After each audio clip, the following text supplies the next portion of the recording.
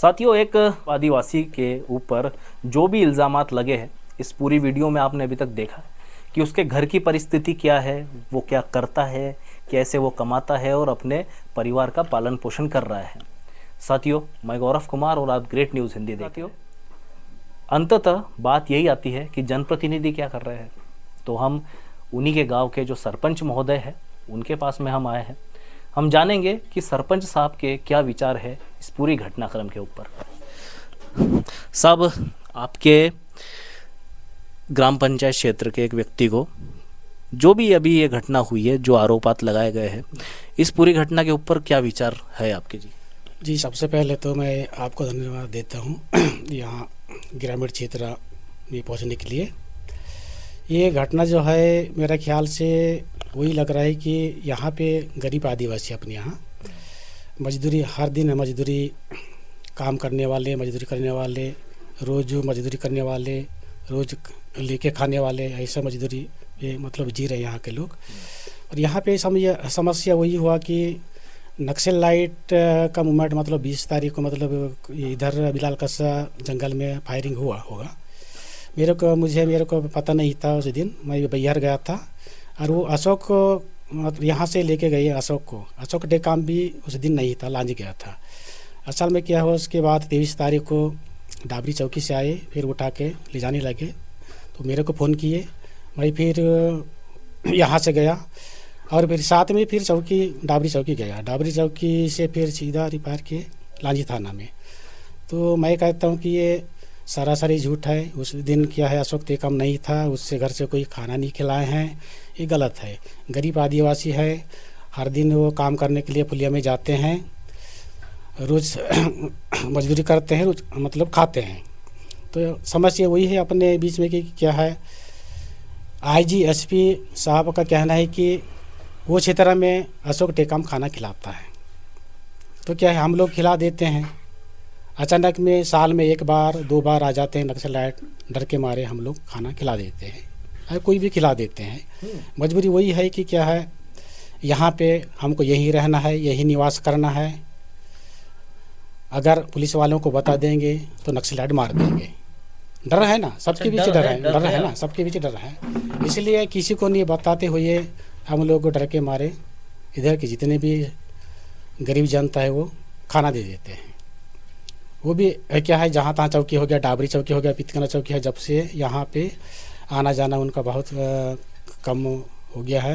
लेकिन हाँ, जब से चौकी बनी है, जब से। लेकिन क्या है, पत्ता पड़ी का सीजन था, उस समय में वो ठेकेदारों को कुछ पैसा वैसा वसूल का चक्कर में वो मतलब उस समय में आते हैं, नहीं तो यहाँ पे नक्सल लाइट ज़्यादा करके नहीं आते। अचानक में साल भर में पहली बार बिलाल कसम में आया था।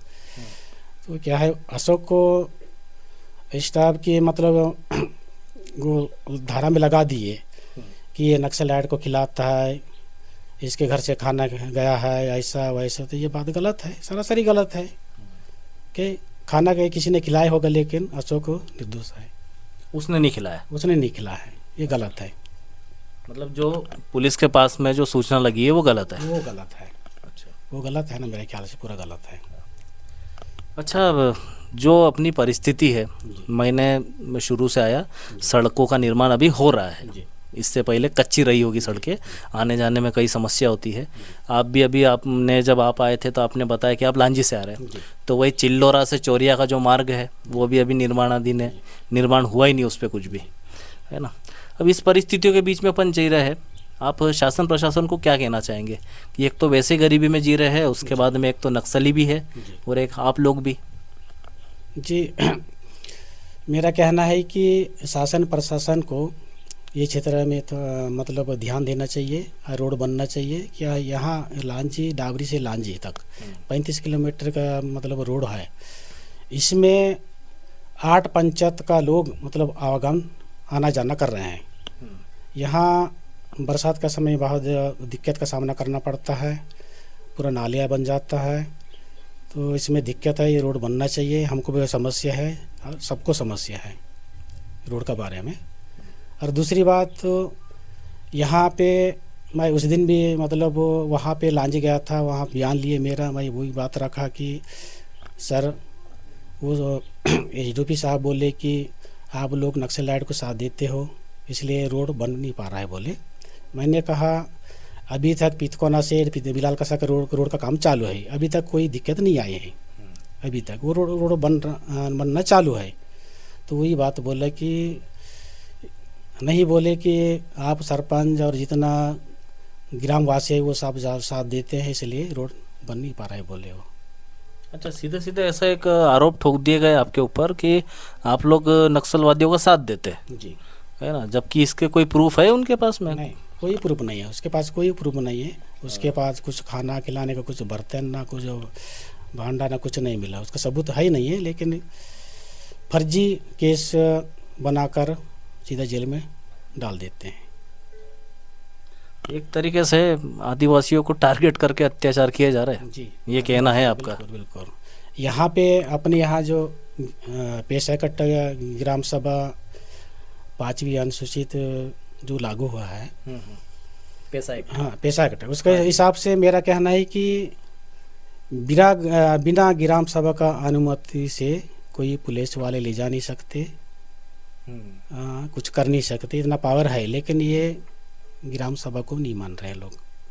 अच्छा, मानव अधिकारों को भी एक साइड में रख देते हैं कि भैया मानव के कोई अधिकारी नहीं है, जी जी है ना, और बस गरीब दिखे आदमी कि हाँ तुम गरीब हो, तुम क्या ही कर लोगे, उठा के ले चलते। सही बात है, उठा के ले जा लेते हैं, क्या है खाना खिलाते, ये करते, उसके साथ देते, ऐसा वैसा करके ले जा लेते हैं। हमने तो ये पहली घटना हुई कि इसके पहले भी ऐसे हो चुके हैं? ये तो पहली घटना है, इसके पहले भी कम से कम 2008-2006 को हुआ था यहाँ पे। जी। उसके बाद वो शांति था, कोई पुलिस वाले आते थे, घूमते थे, कुछ नहीं बोलते थे। ये पहली घटना है ऐसा हुआ है मेरा पंचायत में, गड़कसा में। इतने अत्याचार हो रहे हैं तो इसके लिए कोई बड़े स्तर पे आवाज़ उठाने वाले हैं आप लोग? जी बिल्कुल। इसके बाद हम लोग 8 पंचायत के लोग मतलब एक मतलब सभा किए हम लोग दुल्लभपुर में। इसके बाद हम चर्चाएं किए कि धरना प्रसाद रैली बैहर में 30 तारीख को करने वाले हैं हम लोग। यह नहीं करेंगे, चुपचाप रहेंगे तो इसके बाद और अत्याचार हम लोगों के साथ होंगे, इसलिए आगे तक रैली धरना प्रदर्शन करके हम लोग राज्यपाल को विज्ञापन सौंपेंगे, एसपी, आईजी, कलेक्टर को, मुख्यमंत्री सबको सौंपेंगे। साथियों, हमारे साथ में थे दटकसा ग्राम पंचायत, जो कि बालाघाट की एक ग्राम पंचायत है साथियों। इसके सरपंच साहब थे फूल सिंह मरावी साहब, और उनसे जो आपने पूरी वार्तालाप सुनी है इस वीडियो के माध्यम से हमने बताने की कोशिश करी है कि एक तो वैसे ही यहाँ का जो गाँववासी है, जो आदिवासी व्यक्ति है, वो यहाँ पे रोजगार के सीमित अवसरों के कारण मुश्किल से अपनी 2 वक्त की रोजी रोटी कमा पा रहा है। लेकिन फिर भी आप देखिए कि एक तरफ उनको भय है नक्सलवाद का और एक तरफ भय है पुलिस का, प्रशासन का। आखिर यह लड़ाई कब थमनेगी, ये इनका प्रश्न है सरकार से और जिम्मेदार लोगों से जो इसके लिए उत्तरदायी है। साथियों, वैसे तो जो हमारे बड़े बड़े नेता हैं वो कहते हैं कि विकास की गाथा लिखी जाएगी, विकास की गंगा बहेगी, लेकिन इस क्षेत्र में जब मैं आता हूँ, जब यहाँ पे खबरें बनाता हूँ, तो ये देखता हूँ कि यहाँ पर अभी भी वही स्थिति है जो आज़ादी के समय थी।